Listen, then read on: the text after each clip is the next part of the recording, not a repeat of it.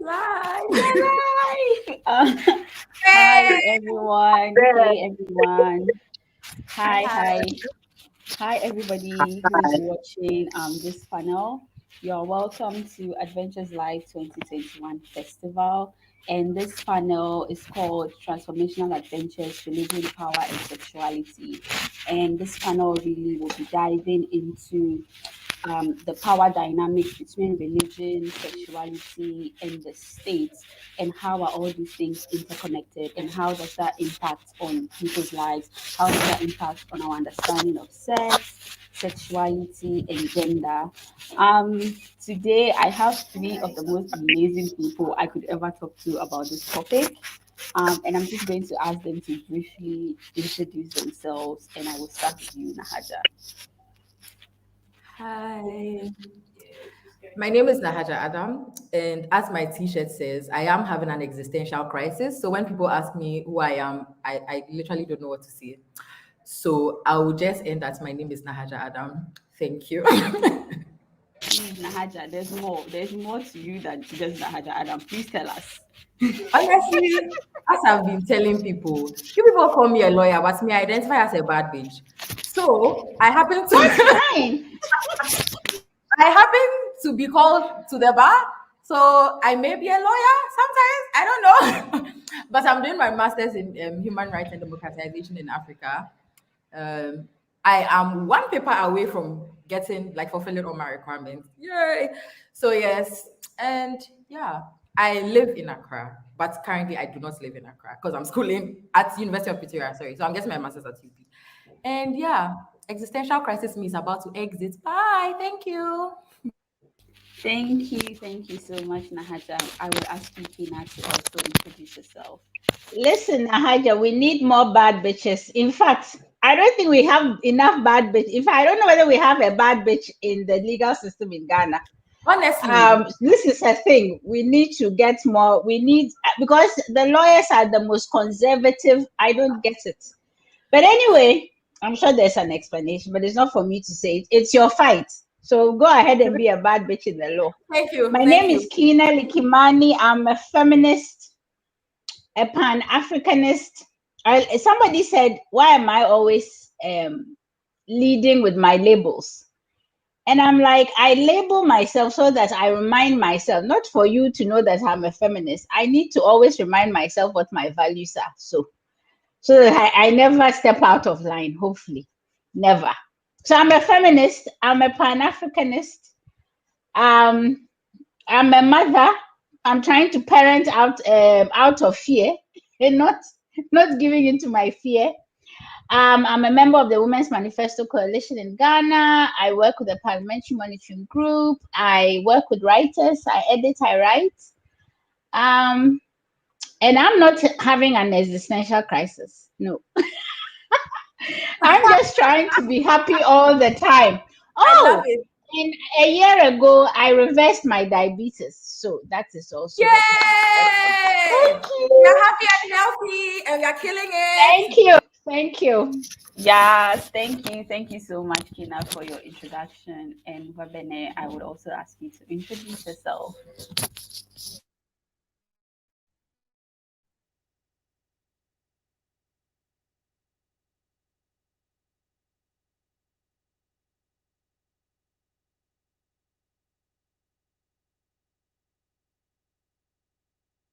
Wabene, can you hear us? Yes, I hear you now. I was gone again Okay. and just back. Okay, great. Okay, so is it my turn? Is my turn? Yes, Okay, yes, it's yeah. your turn. Okay, sure. So, welcome everyone who is watching, and thank you so much, Fatima, for inviting me here. My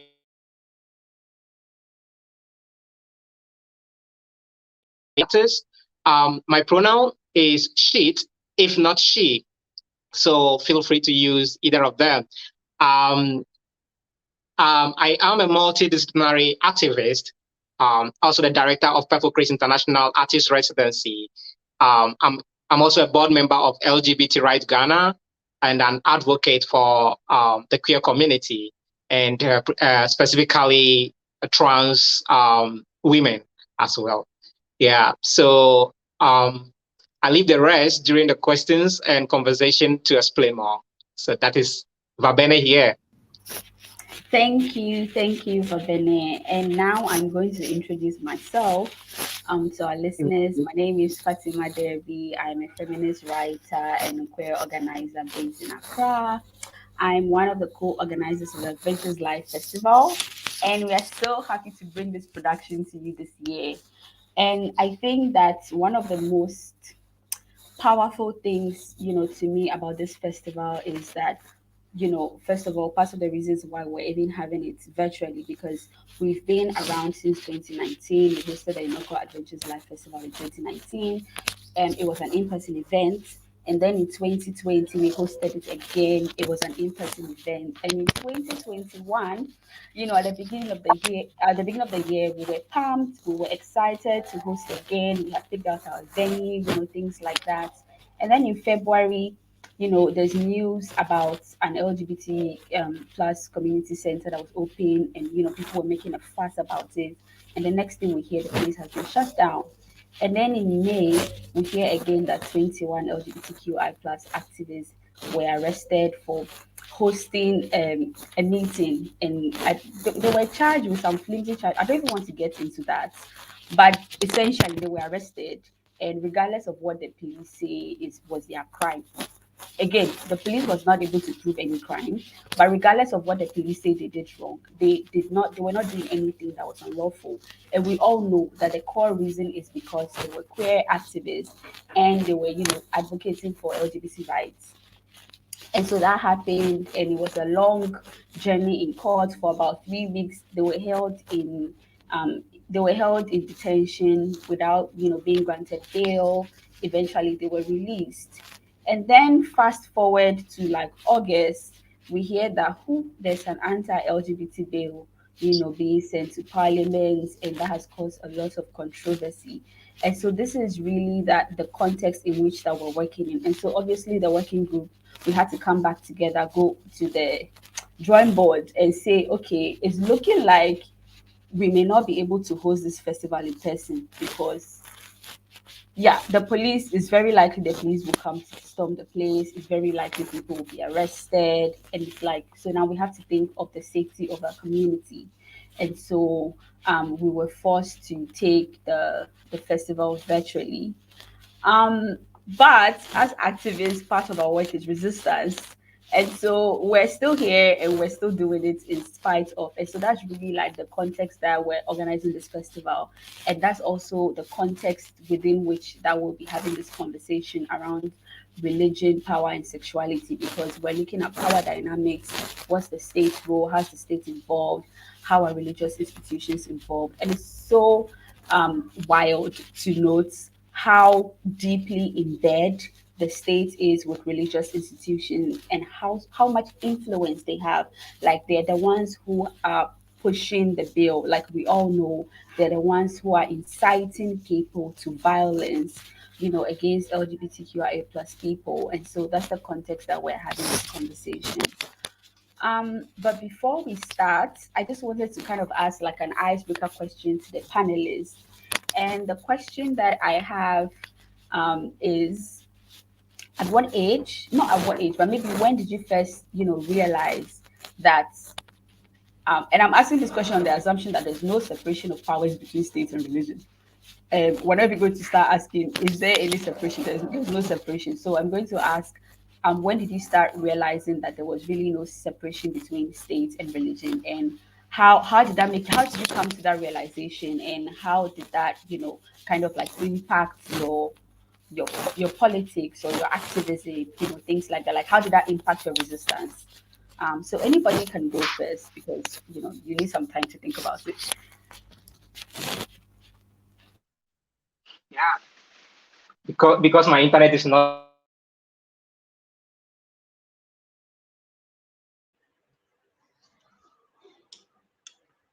good.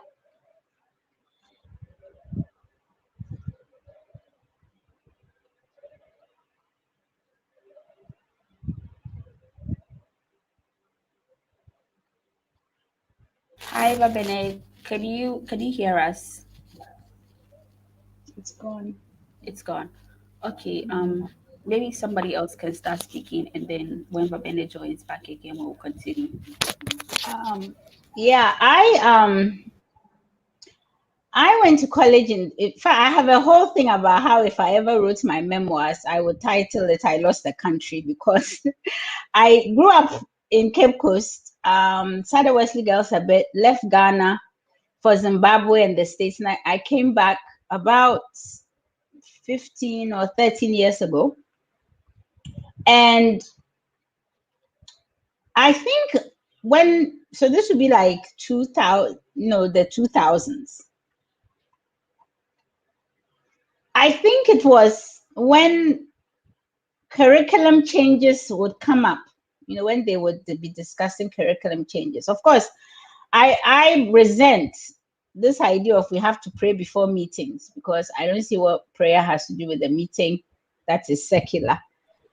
And so, but that's a different thing. But I think I was made aware of it when curriculum changes would come, and all of a sudden, there would be there'll be the whole religious thing about religious and moral education, what can go in the curriculum and what cannot go in the curriculum.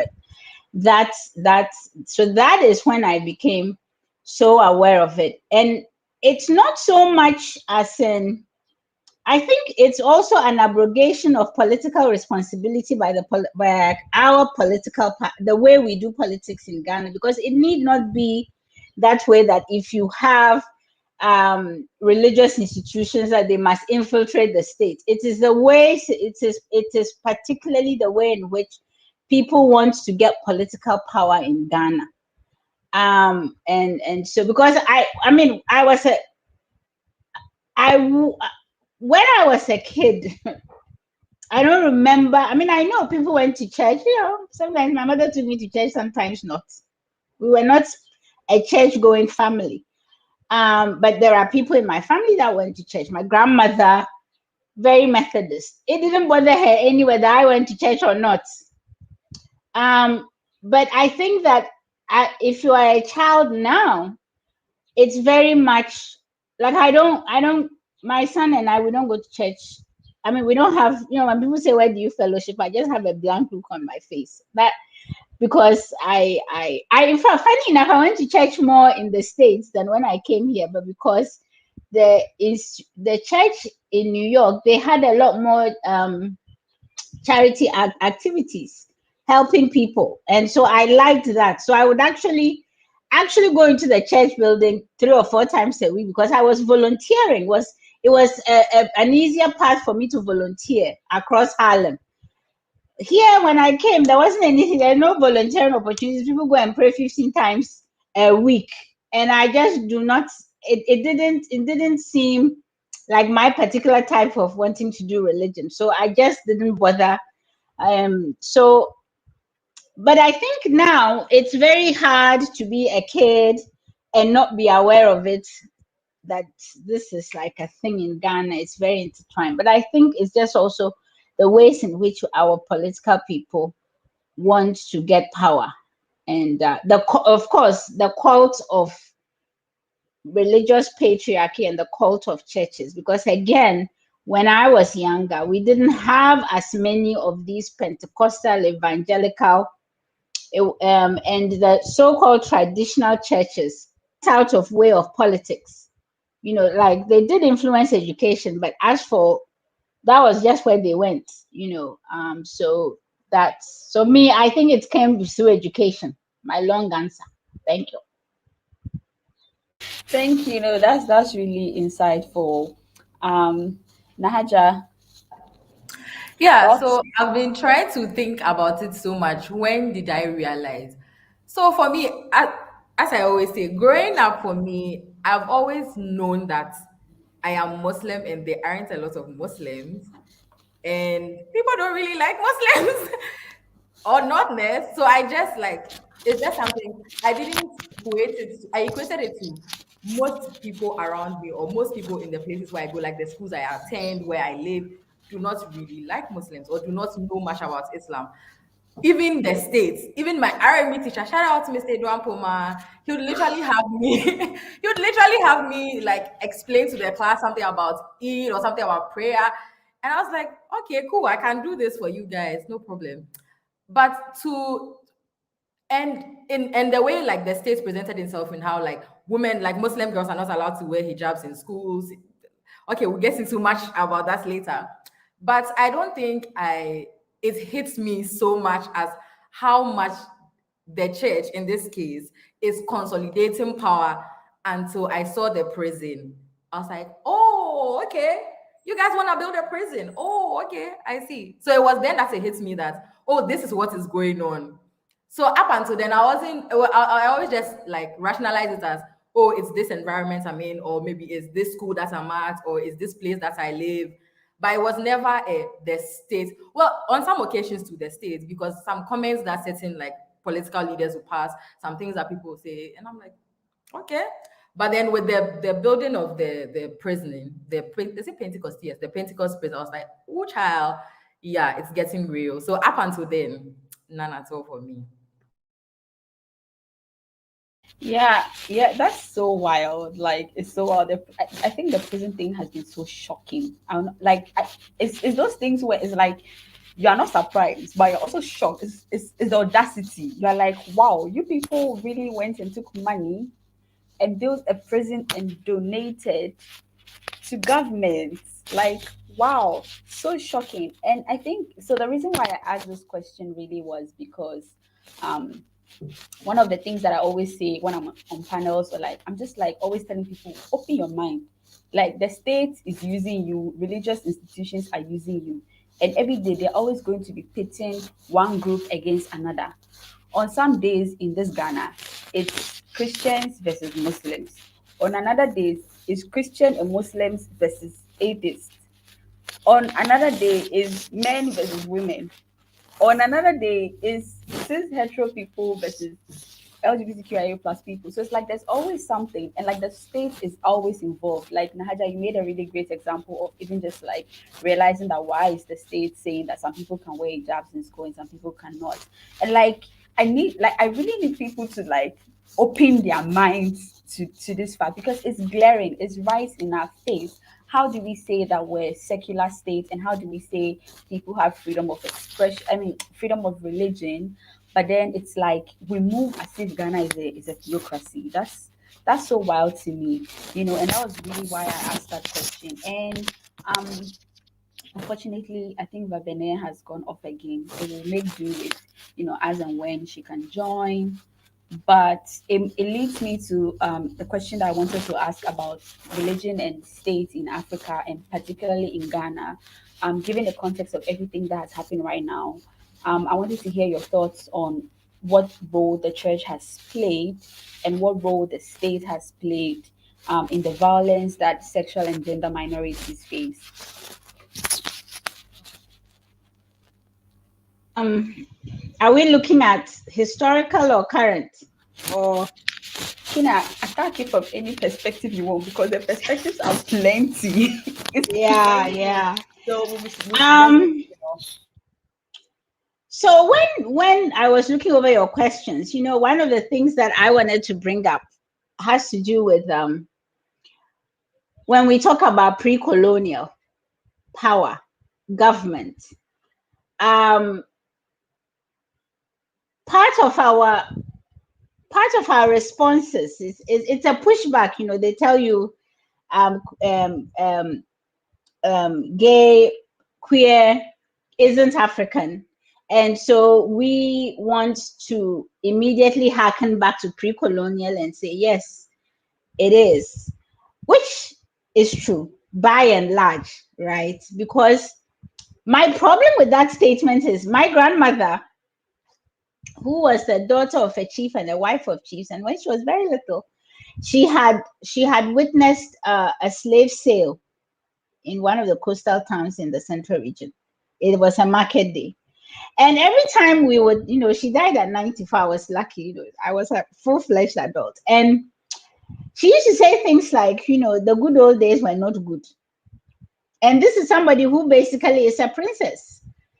And so when we one of the things I want to say is that we can evolve.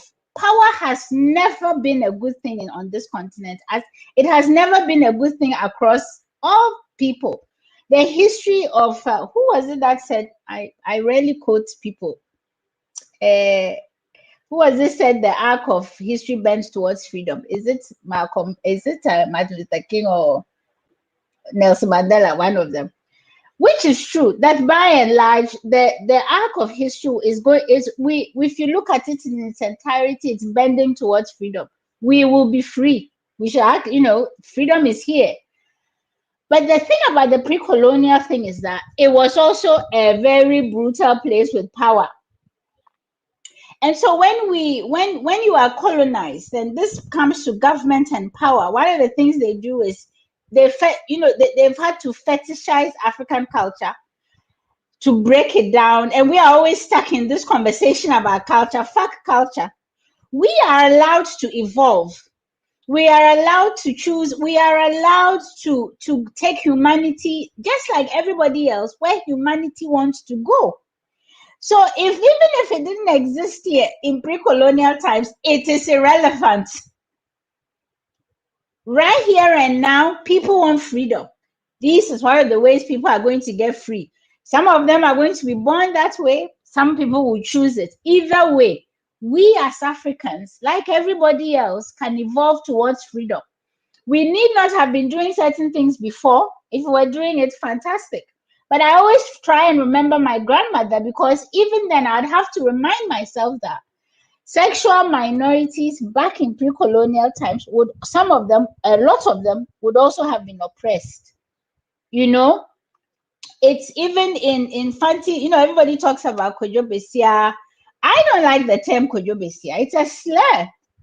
And if that is the best example I can bring up in my Fanti history, it's not good enough for me. So I can say that back then they oppressed people, lived on the margins. You see, we don't want marginal living. So if in pre-colonial times the state powers were making us live marginally, now we don't want to be marginal. I just need to put that out there because I see that coming up. I do not romanticize my pre-colonial history. My grandmother made sure of that. You know what I'm trying to say? So we want to evolve. I know I'm not answering the question, but I've been trying to make this point somewhere.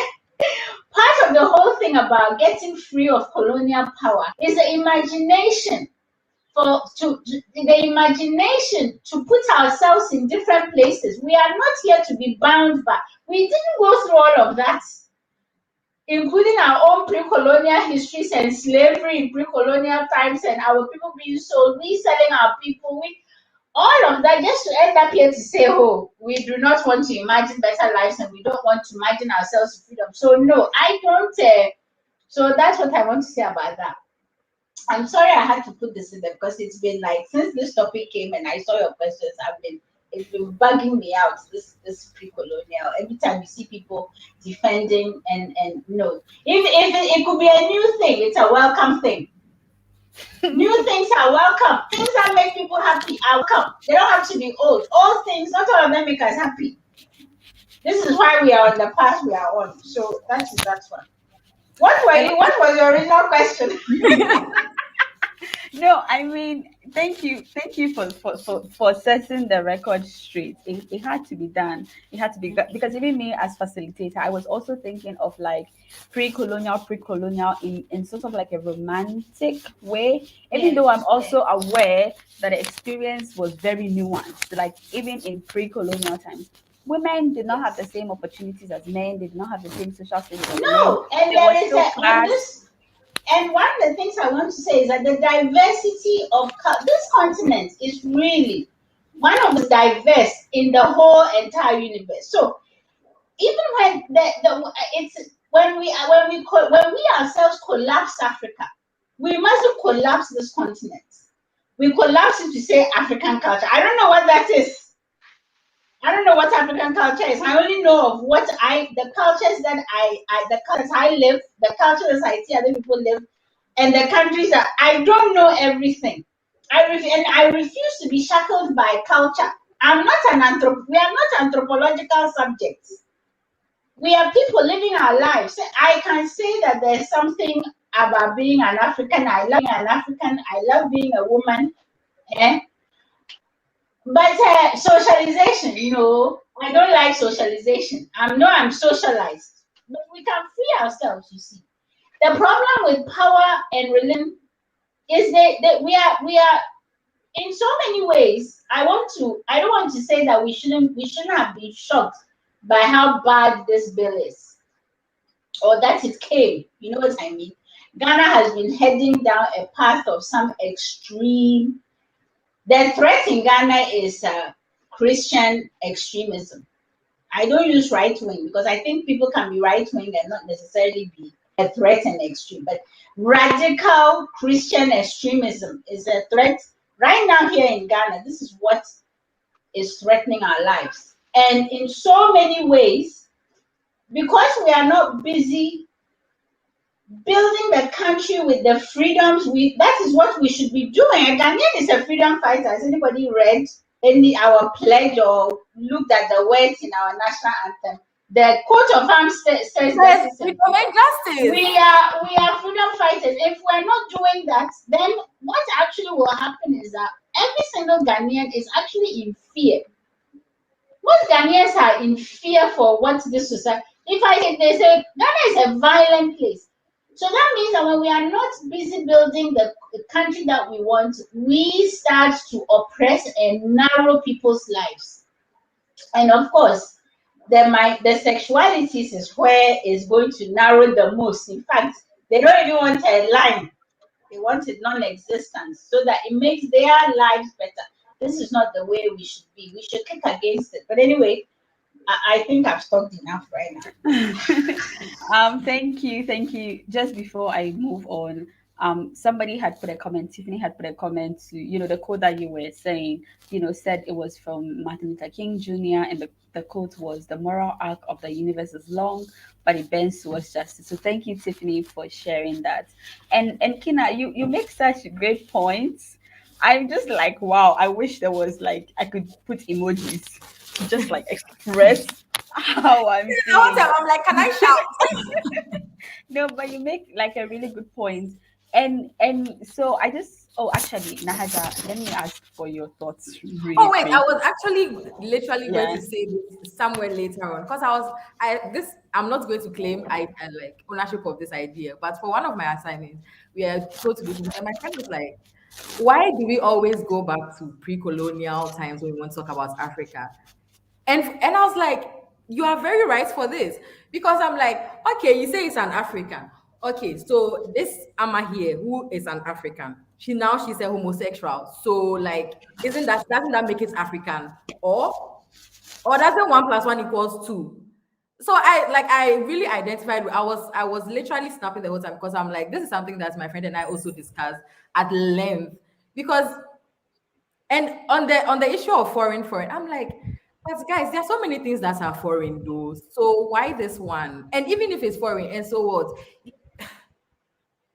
That And whole argument is mired in colonial bullshit. I just refuse it. If somebody says to me it's foreign, my eyes just glaze over, like I don't respond. I refuse. I refuse to be treated like a colonized subject by other colonized subjects. Like, you are not going to tell me what is African, and you are not going to tell me something is this and that, whatever, because those were the bases under which we were colonized. You can't weaponize it back onto me because I am an African. We are free. We are redefining ourselves. We will take what works for us from back then, what works for us now, and we will move forward. What was the point of independence struggle, anti-colonial movement? What was the point of that? And that's one thing I've always found funny because I'm like, you people, our motto is freedom and justice. As Ghanaians, we should all band together and be fighting for freedom for everybody. But they always say, Ghanaians lack imagination because you cannot tell me that you cannot imagine a world where everybody's free and happy. Wow, is that what you are so not like? You don't see happening. You don't think it's possible. A world where we are. Oh, come on, guys. Kwame Nkrumah didn't fight for this. No. No, no, seriously, because Because if Kwame Nkrumah was here and all the founding, they would be so shocked at the nonsense. Because I most of them don't have never know. heard. I don't know whether they will be shocked. It's Excuse true. me. Another thing I want to point out, I'm an Nkrumahist, but I really don't know what Nkrumah says about these things. And you know what? I don't care. Honestly. I don't care. Not because I don't care, but I do. But the thing is that when you are forging your path, your way through life, there are people whose things they have written, they've said, the things that they've done will resonate with you part of. They will not be the ones finishing the journey. At some point in my journey through life, I look at Fela. Fela is not a feminist. So when I get to a certain junction, I drop him aside and I'm like, you stay here. I know you have a really fantastic critique on state violence. Thank you for that. But I'm a feminist. So when I reach this path here in my argument, I'm going alone. I know that therefore the people who will always accompany me through my journey are going to be African and Black women, feminists, queer women. You see what I'm saying? At some point you drop people. So Nkrumah is Nkrumah. But if Nkrumah turned out to be homophobic, I would drop him on the side as quick as I can because I couldn't be. You see what I'm trying to say? The founding fathers of this country were just that. They are useful up to a point, and we thank them and all the other people who helped to make Ghana a reality. But from here on in, Nkrumah said that our freedom was for us to use how we wanted. We will use it how we want. And if it doesn't jive with something that he thinks, too bad for him. He's dead and buried. Exactly. Thank you. I see that we have Abena here, so I just wanted to give her a chance to speak. I think I'll respond to the first question that I was kicked out by the internet. So you were asking about at what age we realized that the state and religion are inseparable. For me, I would say since childhood, even in as much as I wasn't knowledgeable and understand what even religion was and what the state was, I just felt that they were just one thing. Born in a very Christian home, and I went to all my school I went to were missionary schools, evangelical Presbyterian schools. So you understand that you from home, it is prayers, it is Christianity, it is everything. It is your daily bread. You watch television, and before the news, there is some Christian announcement of something. Or while the news is happening, you read under the news text of some Christian messages. Christmas time, the whole country is celebrating Christmas. Even Muslims are celebrating Christmas. And then in school, every single activity, there is prayer offered. We are taught Christian songs. Everything we are taught from childhood. We are taught Christian Bible. Even in the school, we are taught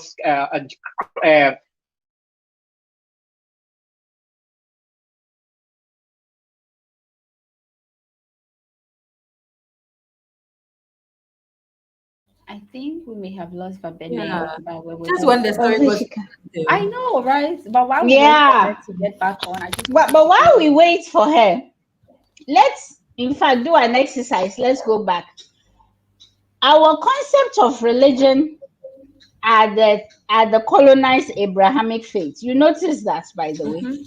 So when people talk about religion, we are talking about Christianity, Muslim, and if Islam, and if some of us were Jewish, we'll be talking about Jews. This is a huge problem because we other.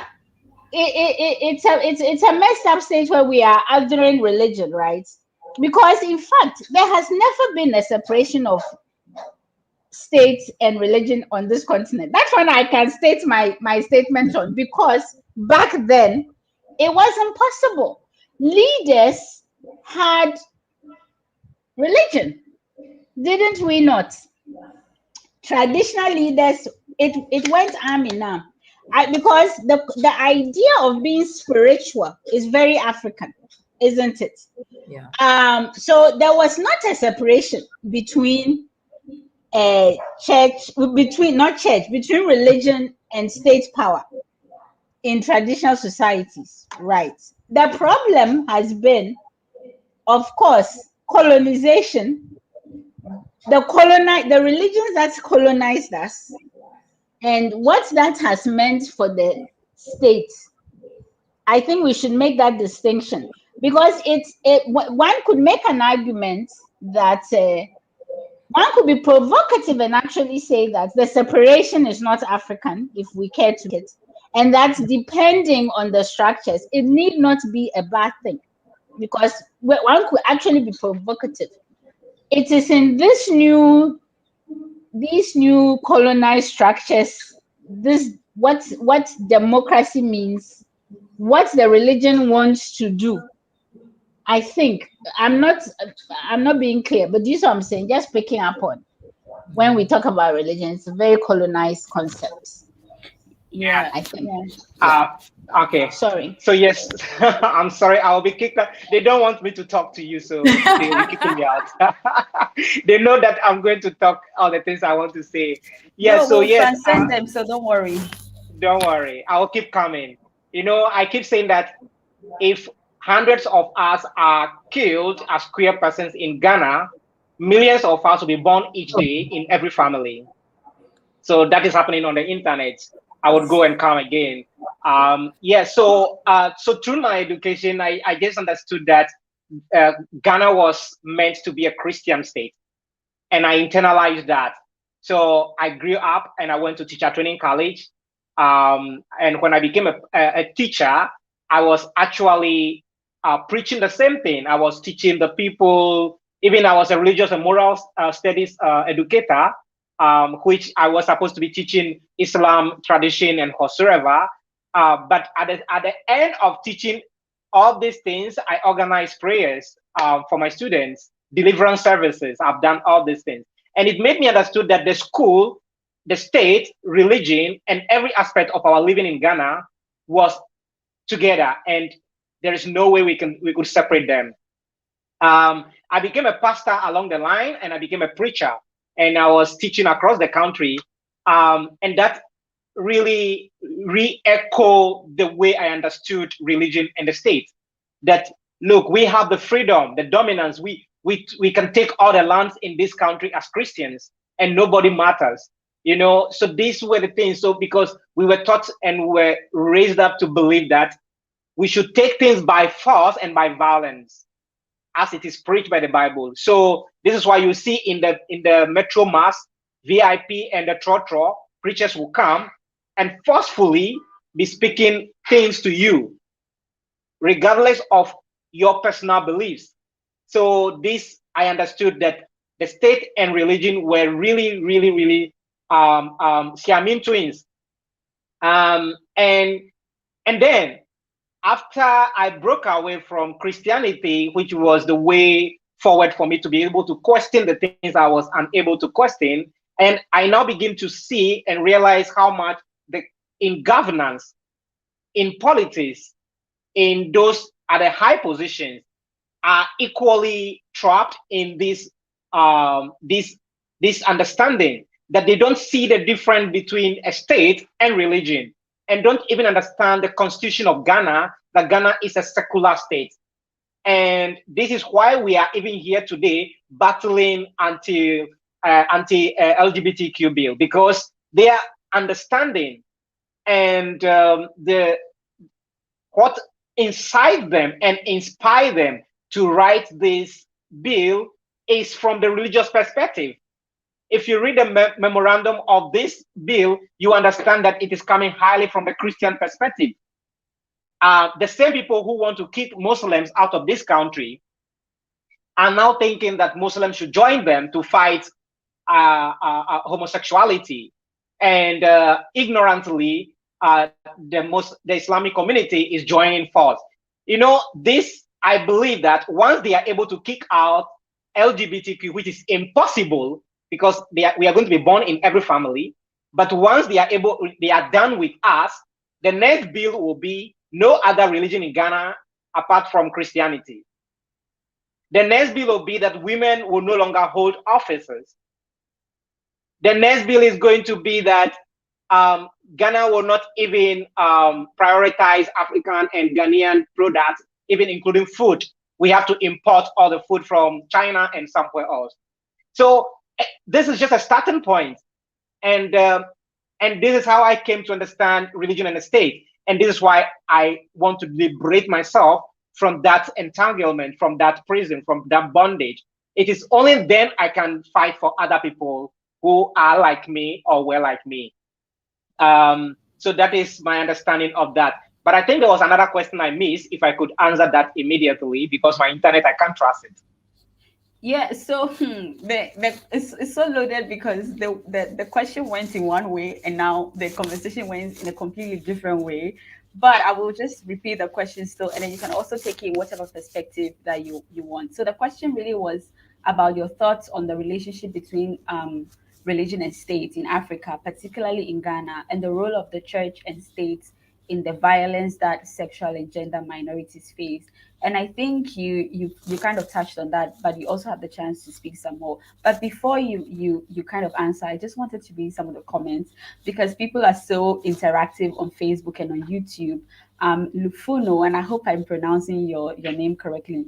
Lufuno said, Kina is onto something, but the reality is that the state will always align with one religious group to the peril of the rest.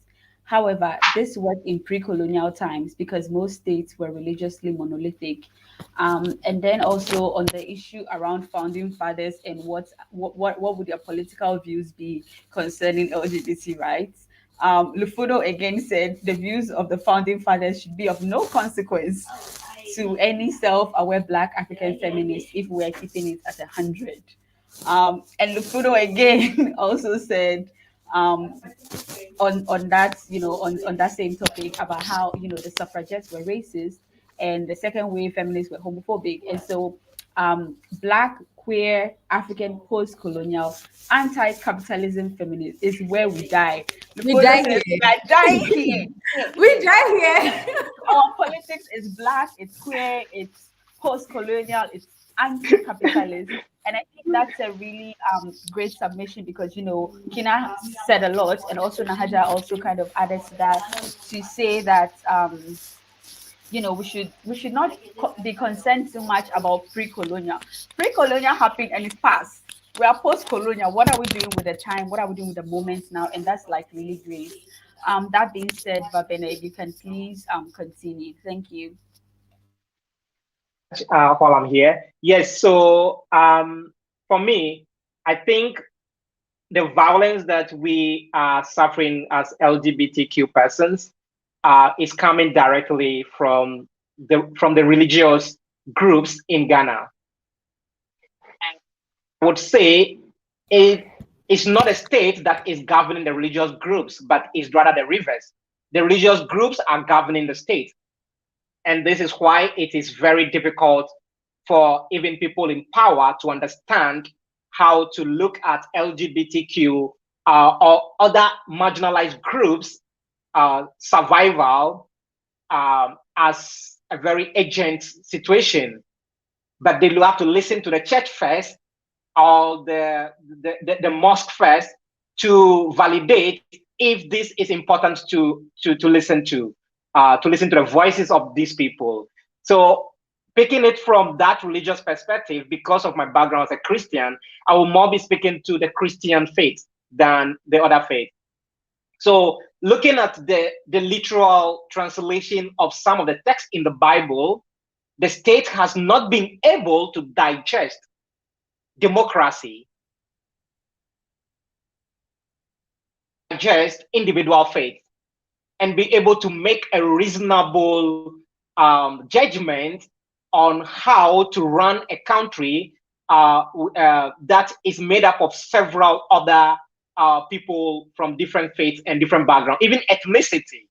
Because I am an Ewe, and in Ghana, you cannot tell me that because I'm an Ewe, I should believe in your Ashanti doctrines governing me because Ghana is a state. No.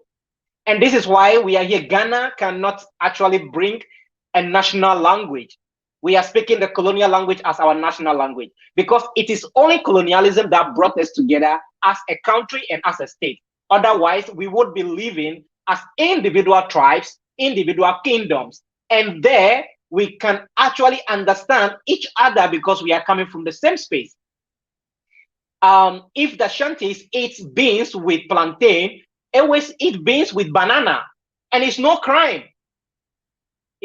So these are some of the things we have to understand. So until we are able to understand and digest that religion and the state are really working together, and there is a need for us to separate that and begin to listen and understand situations that individuals in this country are dealing with, we won't be getting anywhere.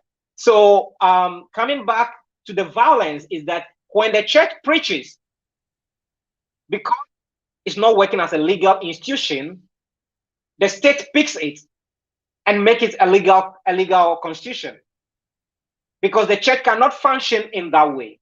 And when the state fails to provide an accountability or to be accountable for economic and other development structures, because they fail legally, they have to send it to the church so that the church can use it as a spiritual thing. And so it is no surprise when the government says that our economy is attacked by the demons and principalities, because at this level, they have failed as a state. And then within the church, when they fail their obligations to teach love, and then things are backfiring, they can no longer handle it as a spiritual matter or as a religious matter. So they have to give it to the state to pass a law and make it illegal. And so this is the problem we are having in this country. So they are playing both ways. And so now when the church begins to say that homosexuality in the Bible was a crime or a sin, they have to actually translate that sin into a crime in the state. However, the misinterpretation of all these things is coming from the stories of Sodom and Gomorrah. And so this is where the violence is coming from. The violence that was alleged to be enacted on Sodom by the supreme God is now taken by human beings in Ghana. So no longer waiting for the God to destroy Sodom, but human beings want to destroy Sodom. However, there had not been any story in the Bible. If there's any Christian listening to me, you can challenge me in the comments area. There is no content in the Bible where God destroyed homosexuals because of their sexual orientations. It has never happened in the history of the Bible. We will go in when we go on the power, sex, and the rest. I'll come back to it. But then when we are on this question, this is it: that the violence is not from just the church and not just from the state. They are working hand in hand. If one person fails, then you have to give it to the other person to attack it from the other side. And so this is why the politicians in Ghana 21st century gathered themselves, praying and praying in tongues to cast out homosexuality, which is so much funny to me, because the number of times my parents and my family prayed for me is the number of times that doubled my queerness. For me, the more gay I'll become. So it's so ironical that they can sit as parliament to even pray for homosexuality, and they couldn't pray for their economy. So I will leave it here for now, and then the next question I'll come back to some of the things I want to start on. Yeah, oh my God. It's so for everybody. And like I No. just add, It's Lavender at the end fantastic. said, Oh my God. how if they couldn't No, but pray- can I make a rejoinder to what? Yes, please. But let me just quickly make this point. Reverend, actually, they have tried to pray for the economy. They prayed for the dollar to rise. They pray for the dollar, yeah. Going back to your earlier point again about how all of this is just a complex, intricate thing to avoid accountability and not to do what precisely. That's all precisely because the church and the mosque do not hold politicians to account in Ghana, and so the state, as peopled by this current milieu of politicians, constantly owes an immense debt of gratitude to the religious establishment.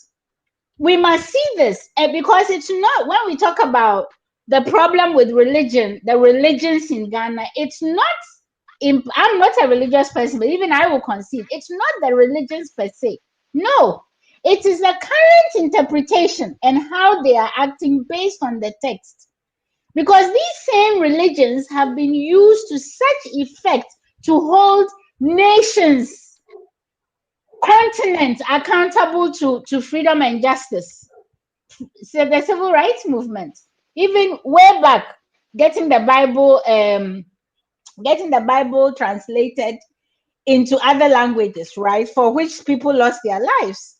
It is because right now, when you go to church, the church is busy not holding. In fact, it is a thing they don't want to do it so that then they can do what they want.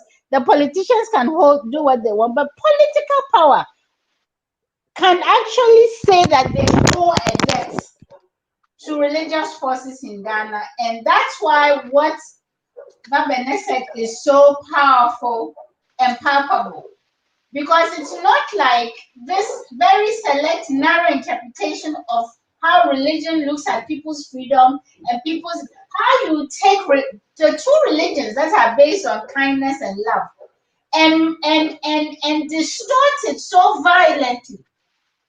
It is because of power. Because they know, I said that if you go to your mosque on Friday, you go to your church on Sunday, you don't come out angry about the state of Ghana, your leadership, your people are not, but because they go and they are mollified. Every day we are told here in Ghana that what is wrong with us is the person. God hasn't shown you favor. You are poor, God hasn't shown you favor. You are sick, God hasn't shown you favor. So then every little thing that happens, people even forget that a country like Ghana exists. And it is so that, and it's a collusion for patriarchal religious power cults. But thank you so much. What? You have said it I want all. to add something. We have to also understand why is the church not able to hold the state for accountability. One, the people in the church are the people in the parliament. The members of parliament have been made deacons and deaconesses, catechists, and church servants. So there is no way they can hold them accountable, because whatever corrupt way they earn their money, that is the money that is in turn feeding the church. When I say feeding the church, not the congregation.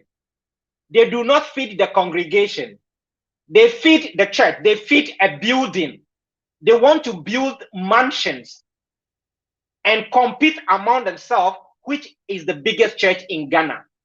And so every church is looking forward to the highest politician to be part of their church. And so calling them out is actually a threat of losing people.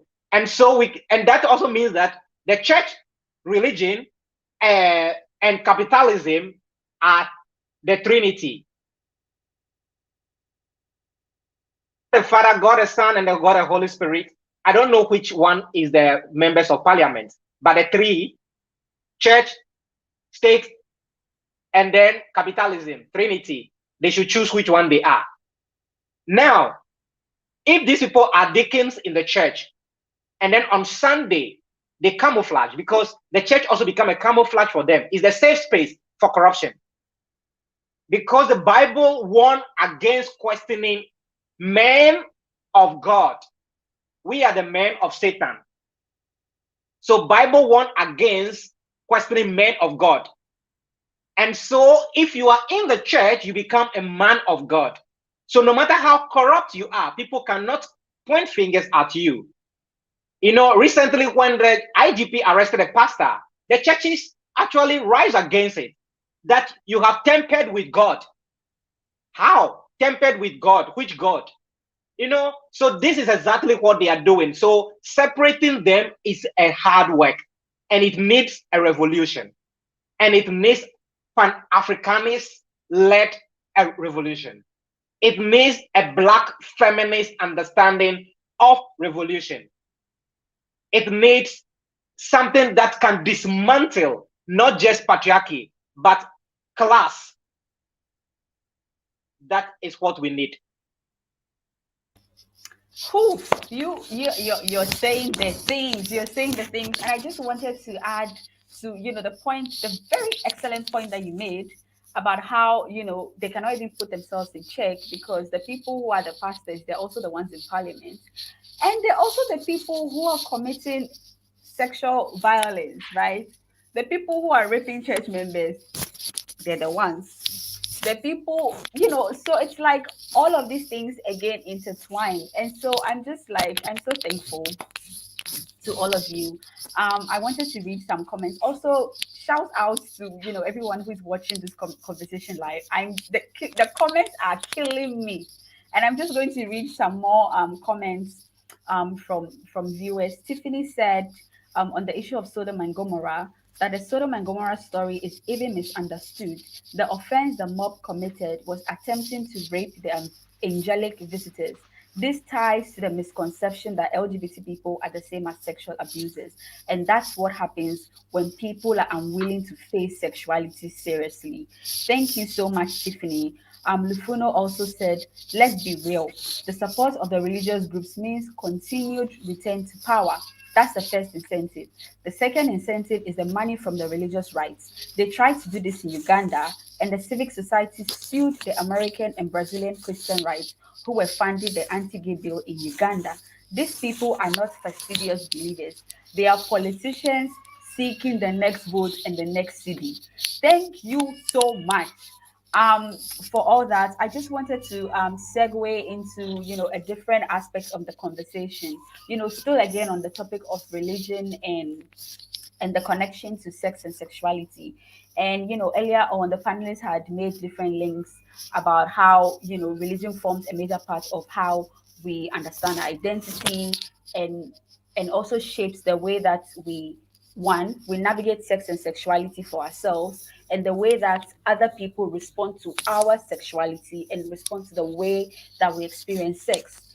And for some people, they find their freedom outside of religion, and for other people they find freedom within religion, because the people who said, ever since I stepped out of religion, I come into myself, and I've understood myself. And some people also say, they found freedom to be who they really want to be, like uninhibited freedom from religion. So I just want, and this is a little personal, so I just wanted to ask, all the panelists, if you can speak to your personal experience of religion and freedom or inhibition, if that's your case. And I'm going to push this to Nahaja because your voice has been a little quiet in this conversation. So you can go first. Thank you.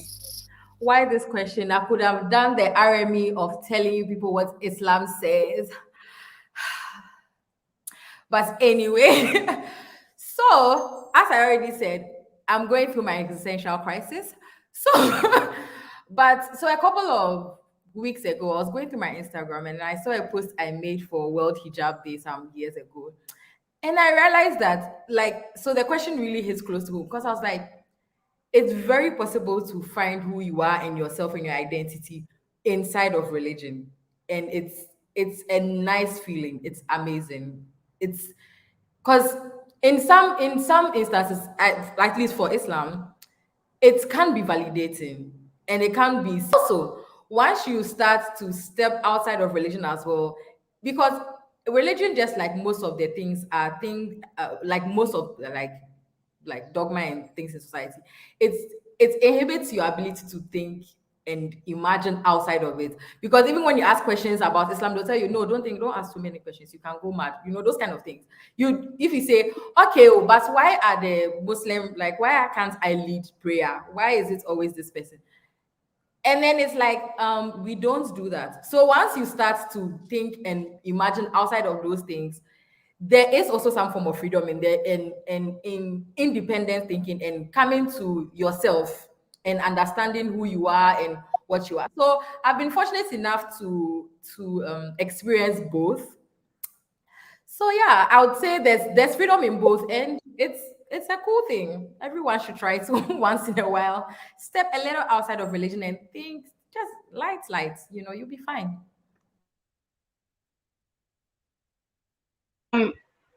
So I'm not particularly religious, but the thing I want to connect to what Nahaja said, and that is that freedom, and we are talking about personal freedom, is a personal thing. It can be had any which way. In other words, you can be a non-religious person like myself and not be free. Do you see? I think so. I haven't actually thought about what ingredients must happen on someone's personal journey, but I think as we are discussing this, I think it's important to be the driver yourself.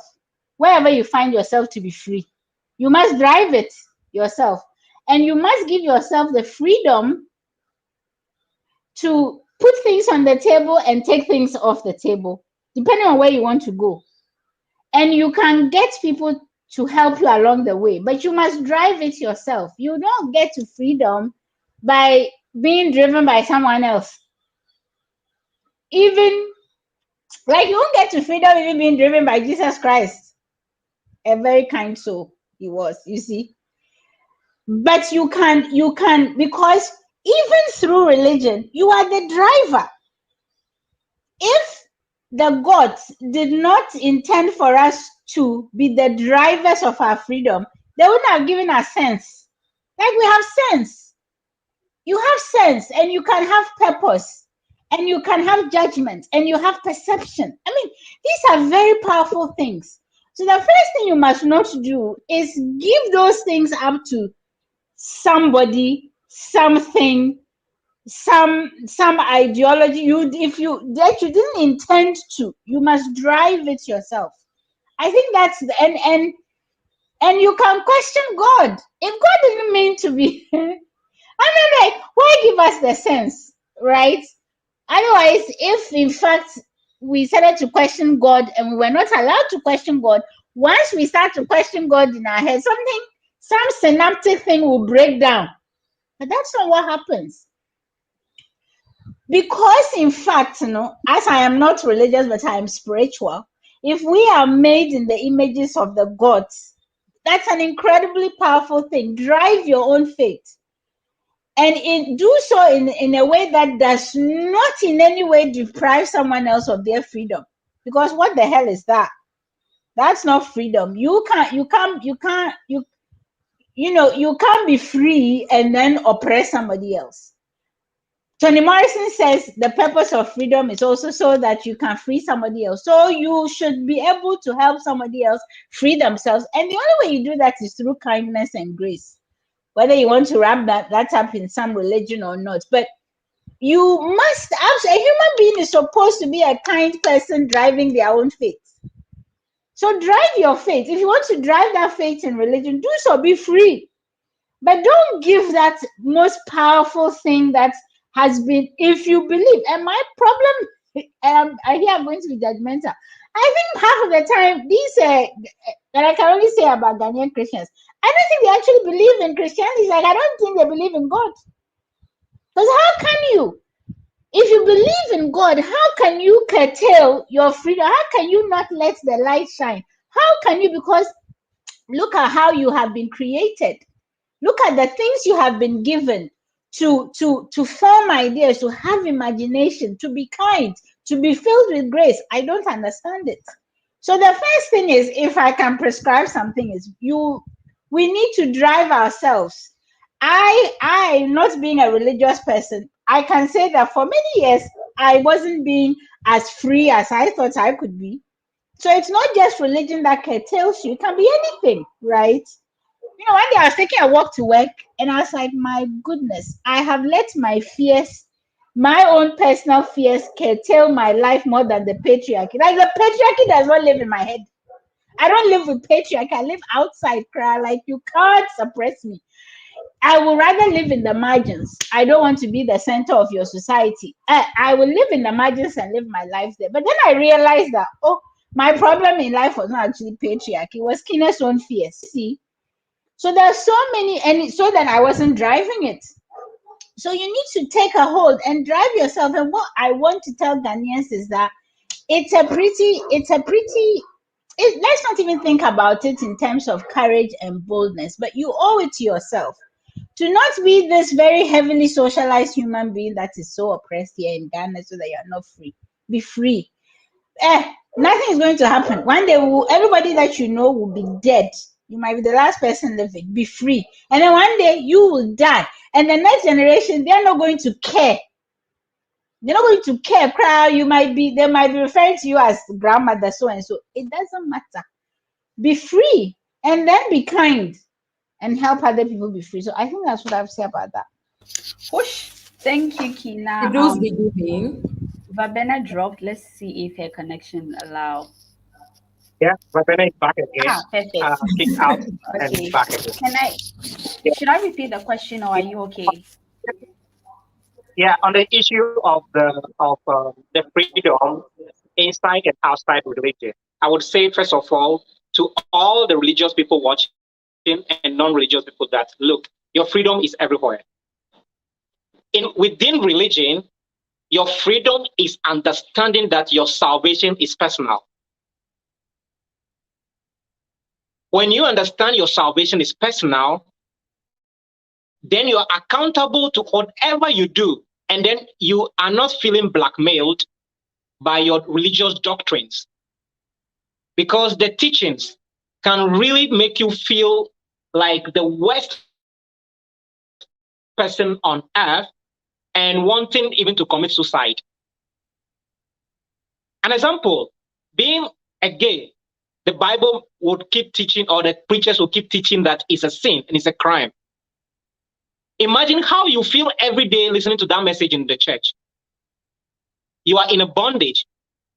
However, the same Bible has taught that adultery is a sin, lying is a sin, fornication is a sin, corruption is a sin, bribing is a sin. But those pastors are comfortable and doing it and are bold about it. So why can't you be bold to be gay? Understand that it's your salvation. If at the end, God will judge you because of the sexuality that is between you and God, and live your life to the fullest, then you have your freedom even as a religious person. That is one thing. So you can have your freedom even as a religious person. If those people believe that in Jesus Christ, they are new because the old has been washed away. So all the things that they have done both in the past, now, and in future has been cleansed. Then you have to believe also for yourself that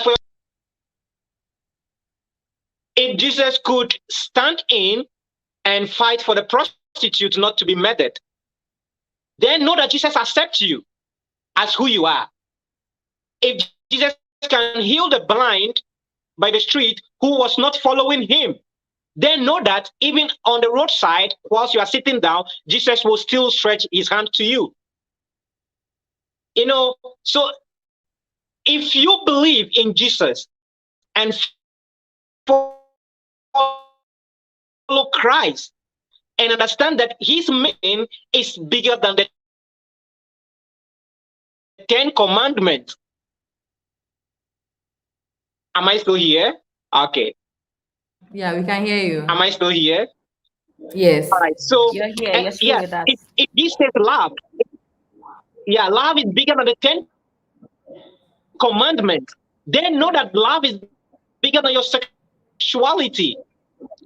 So nobody can judge you based on your sexuality. The same God was able to destroy and kill Ananias and Sapphira for just lying in the Bible. It's the same way God is supposed to kill those pastors who can mount the pulpit and lie in the face of the congregation. Yes. But if they are now in the blood of Jesus Christ, calling it a salvation, then for you, that is what I will tell religious people. That I have a lot of friends who are religious. I have friends who I have a lot of people around me who are religious. I won't advise people to leave their religion. It's based on personal encounter to be religious or not religious. Okay, now outside religion, I will tell those people, because even Don't think that those who are not religious are just. No. There are a lot of atheists and non-religious people who are homophobic and they are racist and whatsoever. They are. So we will not hide behind I am not religious to be committing the worst crime against humanity. So there are people who also are not religious and they are doing the worst thing that religious people wouldn't even do. So to those people, I would say the freedom outside religion is knowing that you are not bonded by any doctrine and construction that is coming with any idea of supreme being controlling your life. If you are not able to get pregnant as a heterosexual person, don't blame God, don't blame the church, don't blame the witches, don't blame anyone. I believe in faith and I believe in destiny. Not all of us are meant to produce, not all of us are meant to grow tall. So I won't blame anyone for my height being short. And so if we are non-religious, we should understand that we have the privilege and the honor to be able to question the constructions that are governing humanity. We should be able to question those things. So when I left the church and renounced Christianity and renounced God, I still read the Bible. I still read what Jesus Christ preaches. I still read even Moses. I still read everything about the Bible because there are some words and some content there that are very liberating. And so non-religious people should know that they have the freedom to read all the archives of religious people and understand what is holding them in that place. Understand what is their shackle, what is their handcuff, what is the dungeon they are living in. It is only if you understand this, you will be able to question the constructions that are governing humanity. Uh-oh. Who? I think we lost Babene. Yeah. But she was making a very interesting point that I wanted to like talk on, especially from an Islamic perspective, on Yeah. how in Islam one of the things we believe in is predestination. That whatever you are, whoever you are, whatever you become, Allah knows it. It's not about you. So I find it very interesting, and it's one of the things that any queer like Muslim Ghanaian person should also understand that if we believe as Muslims that whoever we are, whatever we are, or whatever we will become eventually is predestined by Allah, why do you think that this is something that was not predestined? Why do you think that this is something that you are getting from a foreign source? If we believe that it's predestination, Allah wants this life for us, why do you think this is the one that he didn't see coming? Or this is the one that, oh no, he didn't make this one? Based on what? Because the Quran also appreciates, it's one of the principles that we cannot dispute the fact that the Quran appreciates diversity. We are all not supposed to be one thing. We are all not supposed to be one person. There's even a verse in the Quran that says that like we knew what we were doing when we put you in different nations, and so we are all not supposed to look a certain way. We are all not supposed to be one person. So of course, yes, Islam allows you to, like, Islam acknowledges the I fact that shall point out.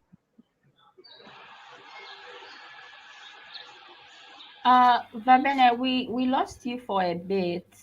She I don't know if came you back can and hear us, but please, if you can indicate that you can hear.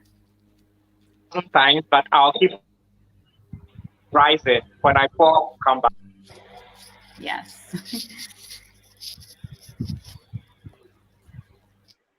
hmm. Yeah. Okay. I'll Lost But again. say are you okay?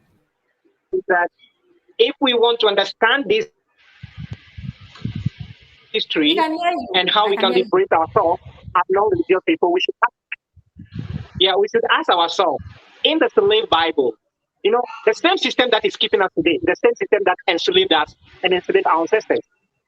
So let's question that. In the slave Bible, they took away Exodus. They removed Exodus from that Bible. And do you know why because they don't want slaves to learn about revolution and to rebel against their masters. So the Bible, they remove Exodus. The word Exodus was taken out.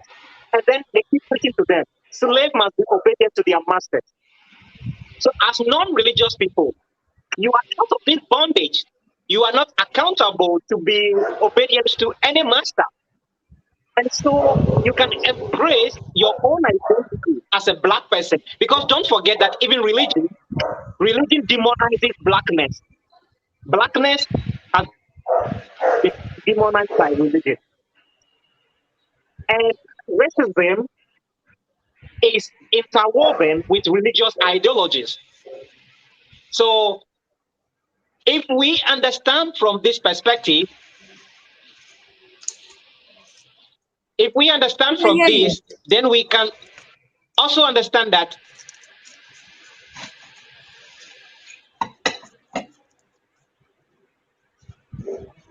What's going on again? okay, we are back again. Okay. Yeah.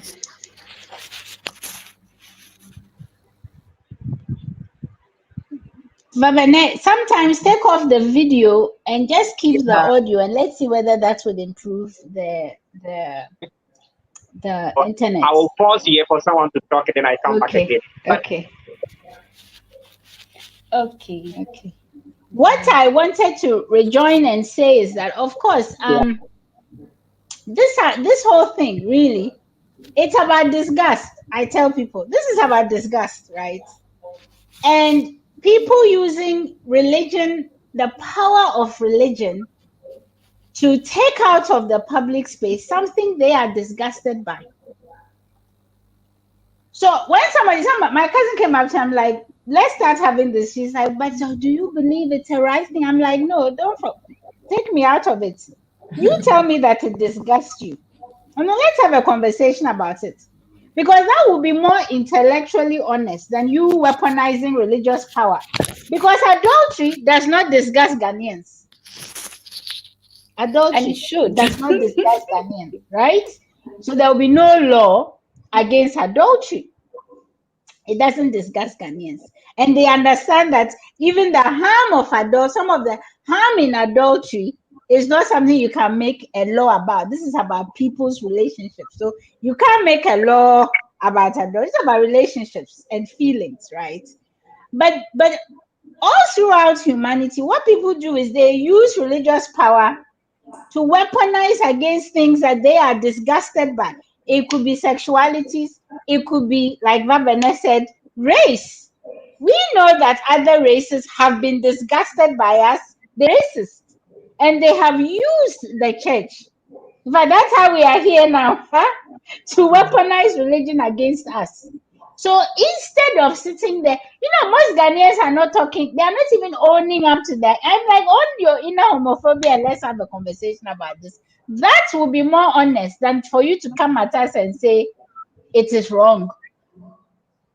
It's not allowed. It's not the Christian thing. No, let's have a conversation about how uncomfortable this makes you.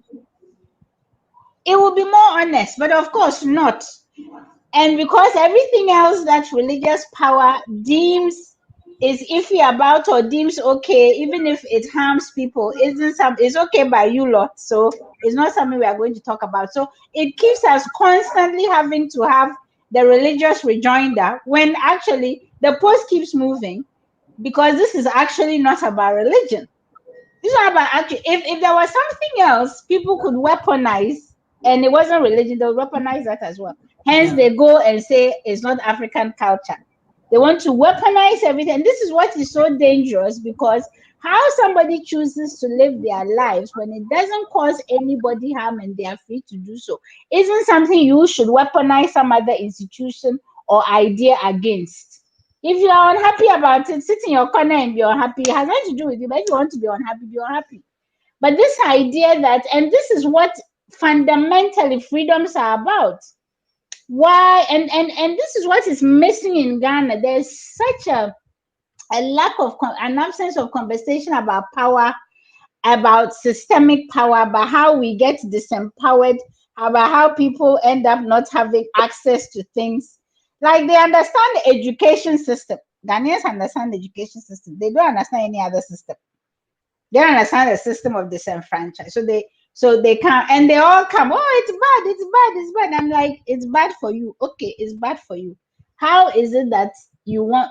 So even this thing, and it gets our shackles up. We are constantly having to address something in a way in which the how we got to that conversation in the first place is intellectually dishonest.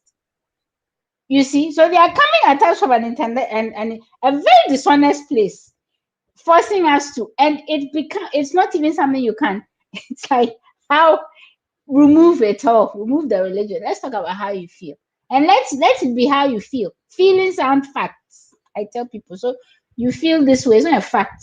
You can feel something else tomorrow. If you don't want to change your feelings to, that's okay. Do you see?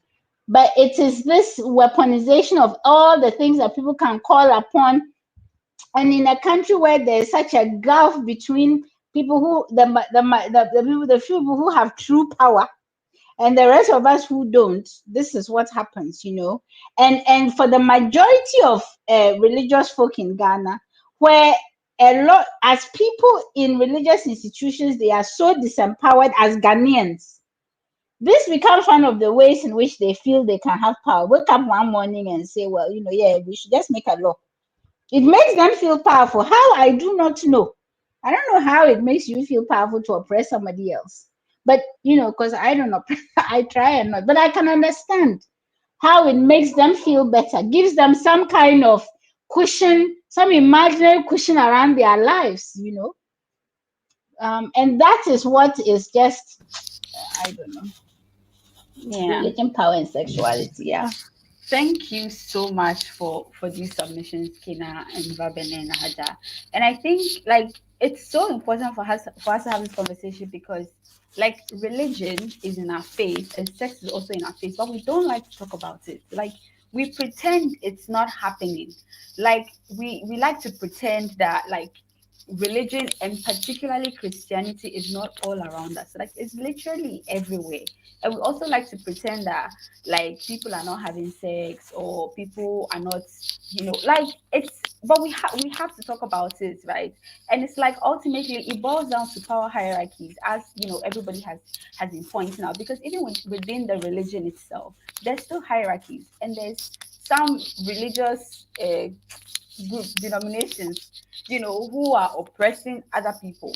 So it's so important for us to have this conversation. And I just wanted to kind of steer the conversation into like a little bit in a different direction. Particularly again, because when we are talking about power hierarchies and we're talking in the specific case of religion and sexuality, we always have to talk about colonization. And so for instance, the penal code that criminalizes, no, that's not it, so it doesn't even criminalize LGBT, but it criminalizes certain kinds of sex that is considered as like queer sex or gay sex or whatever, right? And that came from somewhere. It came from somewhere, and the basis on which we stand to justify it also came from somewhere that is foreign to us. And particularly again with the conversation around, and it's not even only about LGBT, right? It's about sexuality in general. It's like those same people are the ones who are opposing, these conversations that we're trying to have. Kina, you spoke about disempowerment. They're the people who are trying to disempower people. And when I'm saying all these things, I'm even thinking, for instance, about the CSC, the Comprehensive Sexuality Education. It had nothing. It had absolutely nothing to do with like LGBT or anything. It was basically about sex is part of us, sexuality is part of us, gender identity expression, and your gender identity and the way you express and the way people perceive you is part of us. And so it's like, well, what do we learn about this, right? And then it caused outrage, and the people who blocked that are the same people who are pushing the LGBT bill. And these are also the same people who are in cahoots with like racist and Islamophobic people. And by racist, I mean specifically the World Congress of Families, right? So it's like at some point we need to interrogate where do we draw the line between being godly or, and practicing religion? Where do we draw the line between that and also in participating in like anti-blackness, right? And so I just wanted to ask for some of your thoughts around, the connections between like, coloniality and also like power and also religion, and how it undermines, sexuality in general, and sexuality for everybody. Because if we're keeping it at 100, men are sexually repressed, women are we're all sexually repressed, and we're all pretending we are not. I It's wild, but yeah, I just wanted to ask for your thoughts on this.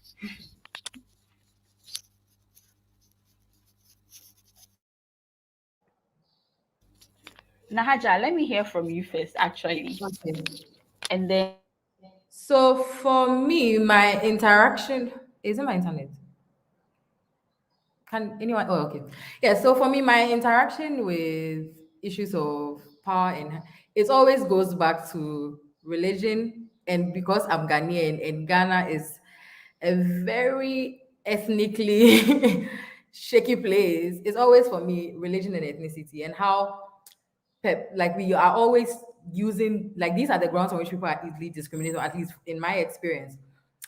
So, as a Muslim person, I always wondered, I was like, anytime I have conversations with anyone about, I'm like, okay, so but why are we as Muslims and as for me, in my case, and not now, trying to take away the rights of a specific group of people? Don't we understand that in principle, what you are saying is okay, majority don't like it. So if one day the 47% I can't say that I feel like the Northerners and the West don't really like, I don't like their vibes. So will that be okay? And then the conversation is now, no, no, no, no, no, but that is different. How is it different? If the principle is, if the majority does not like something, it's okay to do away with it. Why, how is this any different?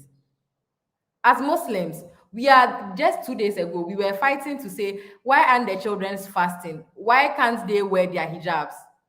Suddenly, the church that was ignoring all your emails and all your letters is now your ally to oppress another group. So I'm like, okay, so after this, are we going to go back to talk about the hijab or it's just vibes? You know?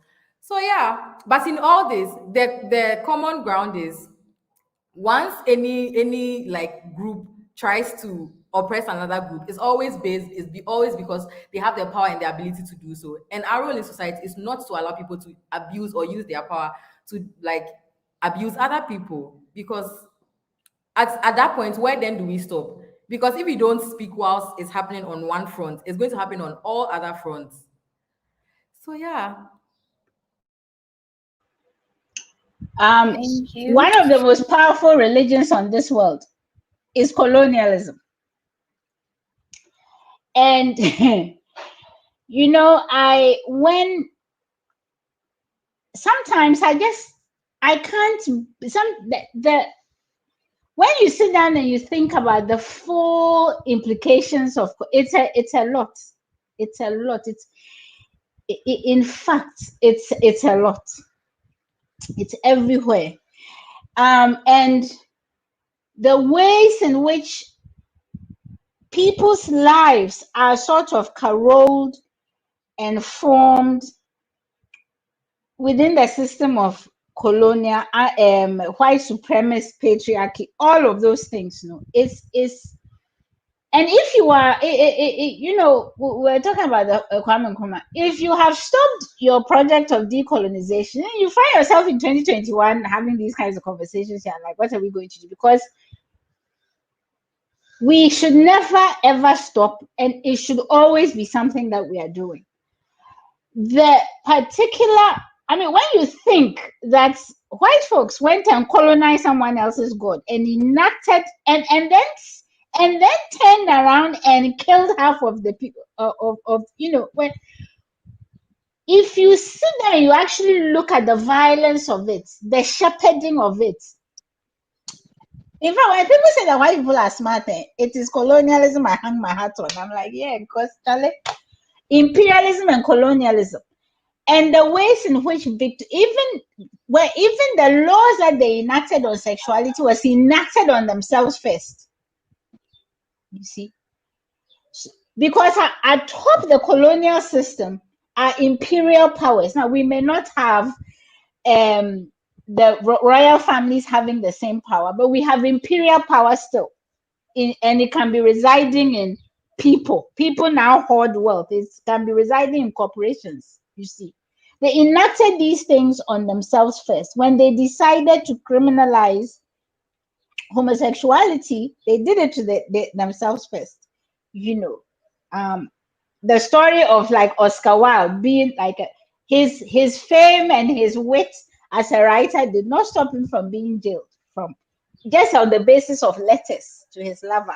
They did it to themselves first. They perfected this particular thing about heterosexuality, and in particular, not heterosexuals in terms of heterosexuality is the favored sexuality. No, it was heterosexuality and putting heterosexuality at the service of imperial power. So people had to be heterosexual. They had to marry according, everything was prescribed. You had to marry according to some, your firstborn, if you were from the nobility, the firstborn son inherited, the secondborn went into the church. The thing about the princes of the church, do you see? This is all part of the whole thing about power. Who goes where, who fits in where, and how you corral, even being. Akade, they would have weaponized the air and then it would be complete. But of course, you can't do that. Am I lying? Even though we have climate issues. Do you see?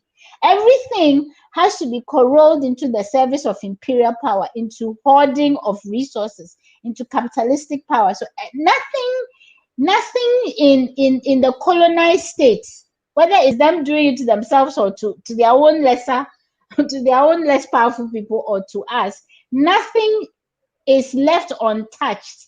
And where are people most free? It's our sexuality. It's what we do in our rooms. It's how we touch ourselves, who we kiss.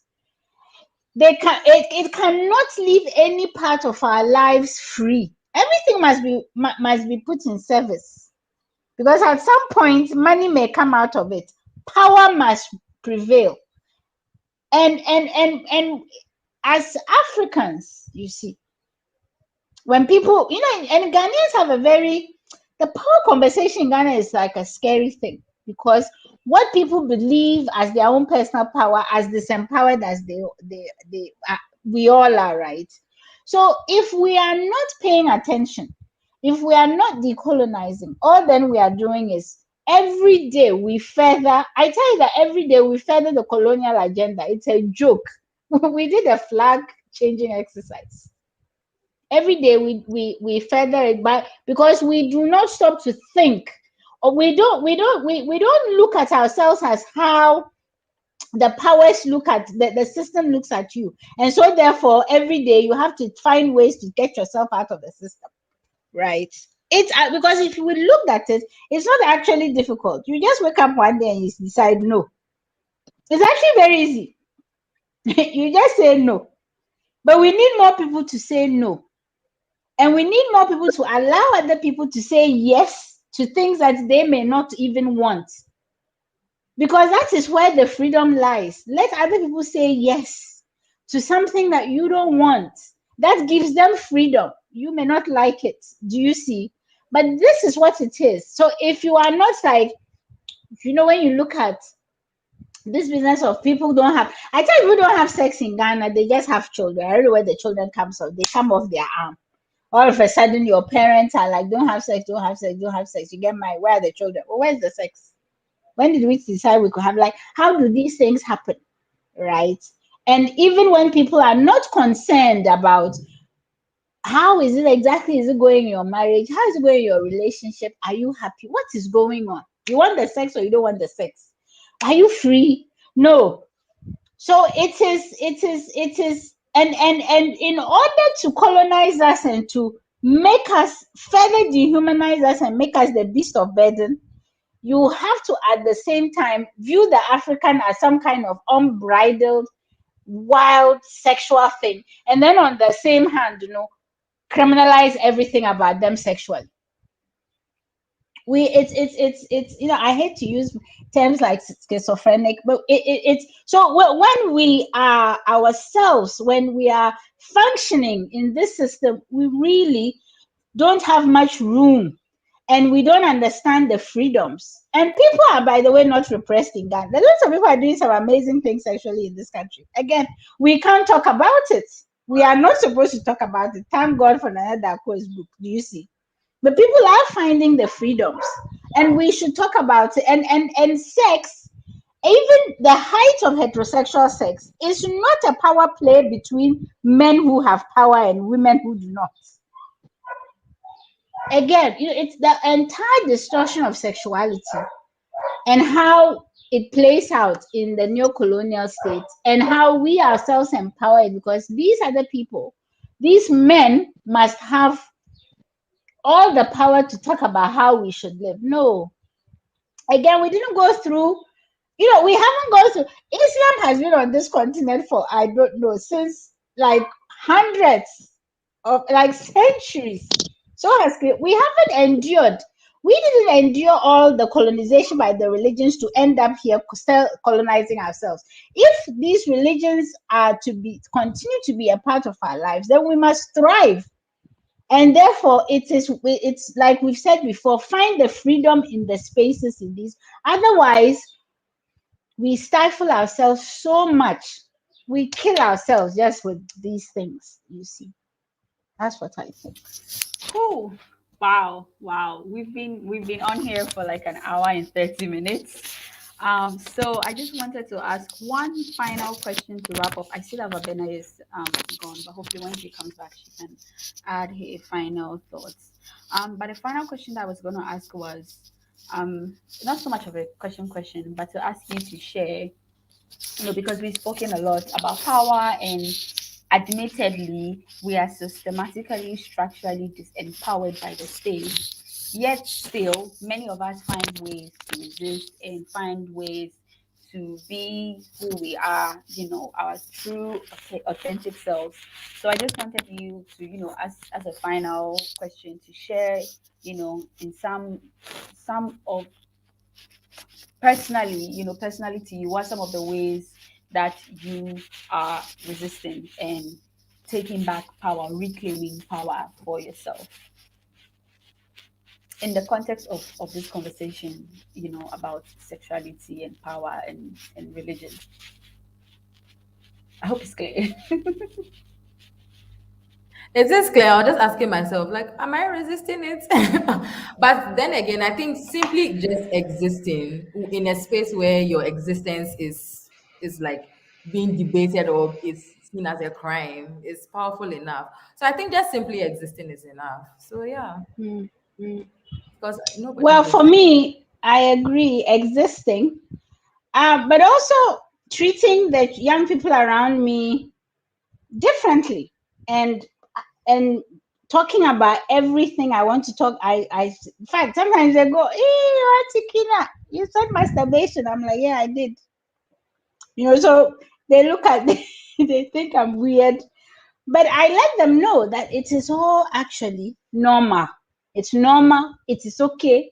I am not making assumptions about. If you are too young, we are not talking about sex. You can come and talk to someone. I'm not making assumptions about your sexuality. I'm not going to. You will never hear me saying to a young person, "Hey, when you get married, or when you get a boyfriend, when they are a girl." I just don't do those kinds of things. I don't assume. I leave room. We talk about all sorts of things. I leave them to affirm to what they want to see, what they want to be, how they are every single day. If you can, some people who know me, they won't let their kids around me. I'm like, okay, oh, be there.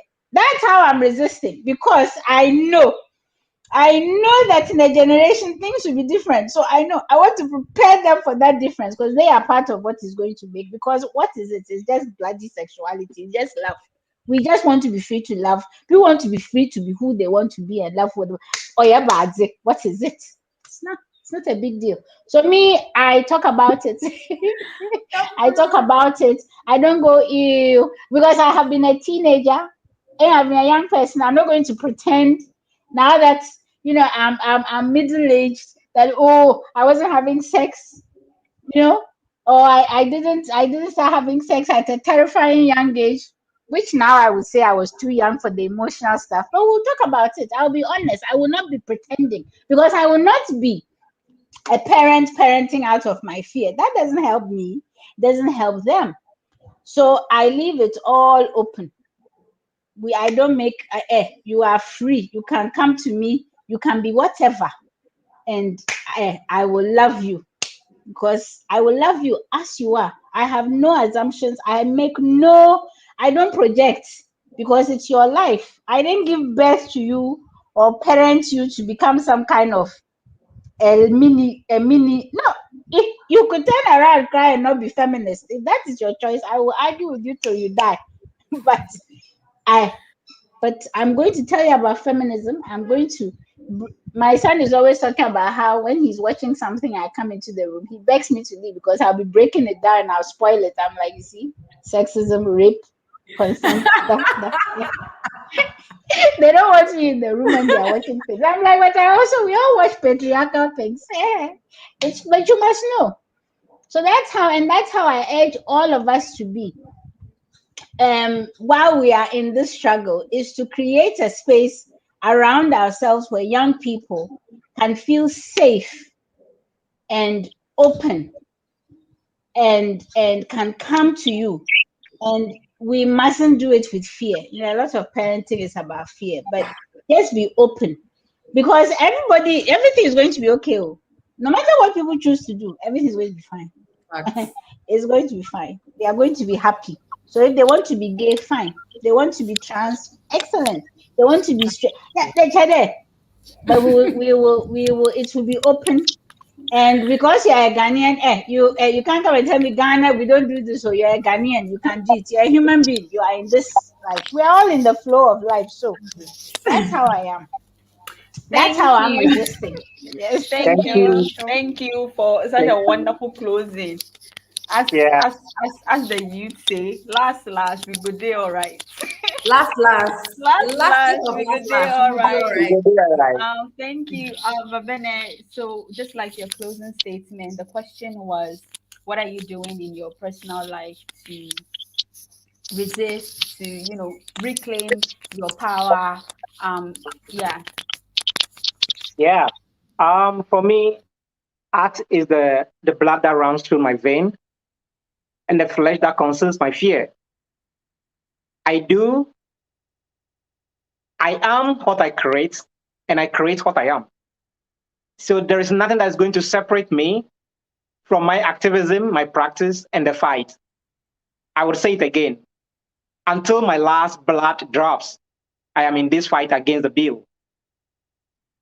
And even if it is past, I will continue to fight and fight until they take me off this earth. However, as a conclusion message, I was to say that yes, when we are talking about sex and religion, or sex, religion, and the state, we are again talking about colonialism and how to decolonize ourselves. First of all, I want to sound this again to Ghanaians and Africans who are watching me, that Africa is not a classroom. It's not a boarding house where we are wearing a uniform. We are diverse, and that is where our power lies. There is nothing like African religion. There is nothing like African religion. If we have something called Christianity and have something called Islam, Hinduism, Shintoism, Zoroastrianism, Judaism, and so on and so forth, that have even origins and founders and so on, except Hinduism that is said not to have any founder. We are saying that Africa, every tribe, every human being has an encounter with their own spiritual embodiment. And so the idea of calling African traditional religion is a way to collectively define us, to simplify us in a way that will be easier to be demonized. Colonialism happened because The white people were disappointed when they saw how black people were close to nature, close to everything that is more human, close to everything that is organic, close to spirituality. And then they realized how much damage they have already caused to their own people. And then they wanted to actually make us lesser than we are. And so it has to happen through colonialism. So I want to say to Africans that whosoever you are, wherever you are on this continent, there is nothing that can reduce you. You are that you are, and that is your beauty. When we look at the people from the Sudan, the Sudan mountain, I forgot the Sudan mountain. When they give birth, even prior to colonialism, when these people give birth and they predict that the child is going to be a male and the child happened to be a female, by the virtue of their spirituality, the prediction is what they have to raise the child to grow it. So it's actually their spiritual life. Another reason that we cannot even say African traditional religion is that for us, it is our lives, it's our tradition, it's our culture, it's the way we think and breathe. And it's not organized doctrines that is being preached. Where have you seen in Ghana where a traditional priest would go from home to preach to somebody to follow and worship their gods? No. You are supposed to encounter your own God. And that is why they say no one teaches a child God. You will find out if what your salvation is, you will find it out. Last but not least, we go into power and the state and religion. I would say what is happening in Ghana right now is an obsession of power, or an obsession with power. If we say sexual violence is not all about sex, I think we are just simplifying things and avoiding accountability and responsibility. Before there's any sexual violence, there's a desire. And because they cannot fulfill those desires consensually, they needed to exercise power. And because they find themselves in positions that enable those power, they just use it and enforce it. This is why the people, Ghana is so built on a kind of patriarchal power structures. When we look at the structures, in some years back, even whilst we're fighting LGBTQ struggle, lesbians in Ghana were a bit pardoned. Because you will hear a lot of homophobia say, oh, it is nice to see two women holding their breasts and touching themselves because there's something to touch. Do you know why? Because it is a pleasure that satisfies patriarchal sexual desires. It is like watching porn. And so when they are now encountering men who are falling in love with fellow men, they are afraid of that homosexual feeling within them to be attracted to fellow men. And so they needed to fight it. Because if you are too straight, I keep telling people, if you are very, very straight and believe that you are straight, there is no way you will fear somebody who is queer and gay. But because you are not sure of what your next feeling is going to be like, because gays are not afraid sitting by heterosexuals. Why? Because they know there is nothing I'll feel about this person. A lesbian is not afraid because there is nothing I'll feel about you. You are afraid. I keep saying, I'm going to mention him. I keep saying that Sam George might have had some element of homosexuality in his gene. And he's so much scared and afraid that if we gain the freedom, he will be attracted to us. Otherwise, he will be silent. Otherwise, you will be silent. So that's what I want to say. And we have to acknowledge and understand, Christians, this is to Christians now, to understand that before you preach against homosexuality, read your Bible carefully.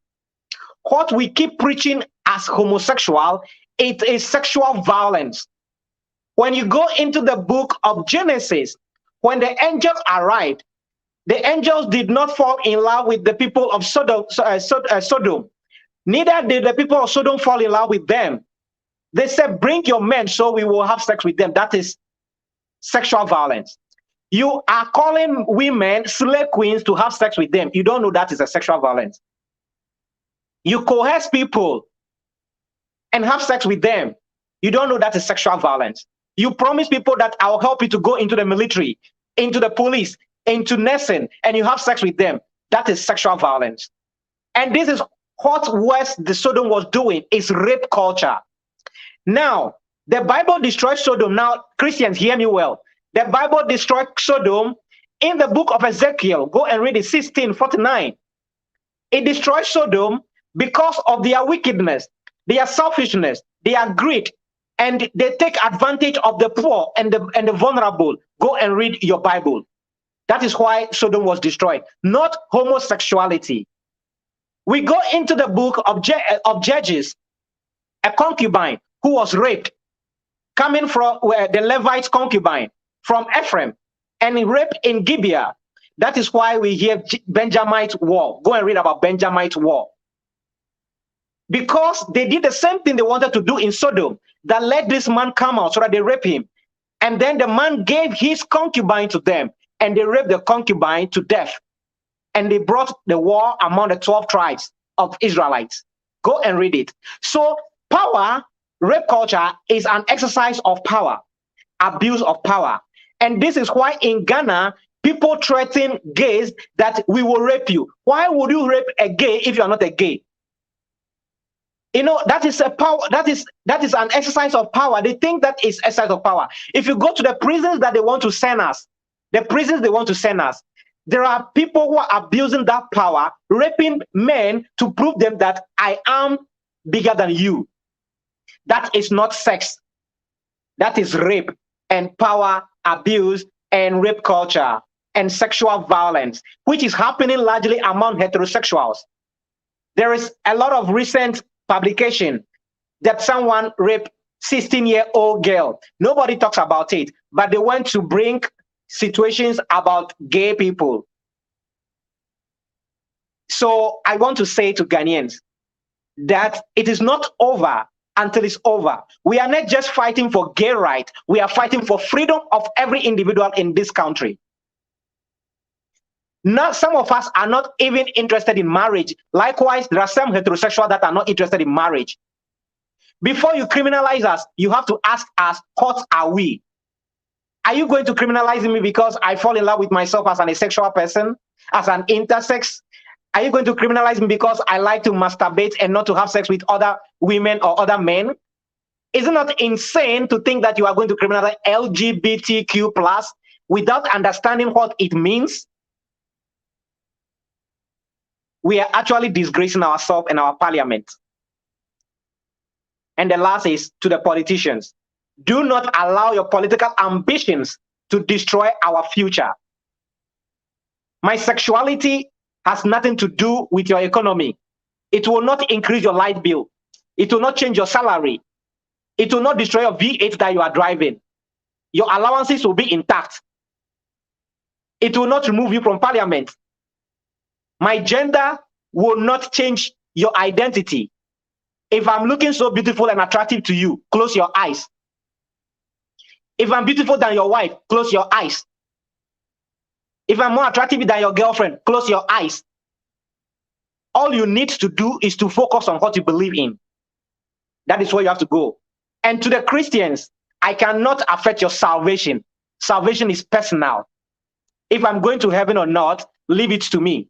Go to your heaven. Store all your earthly things and go to heaven and enjoy them over there. Donate them to your pastors to be driving in V8 and be using private jet and be looking forward to go to heaven to enjoy it. I, Vabene, leave me alone to be who I am. I will not change your salvation. Thank you. Yes. Thank you. I think this deserves an ovation. Yes. Thank Thank you. everybody.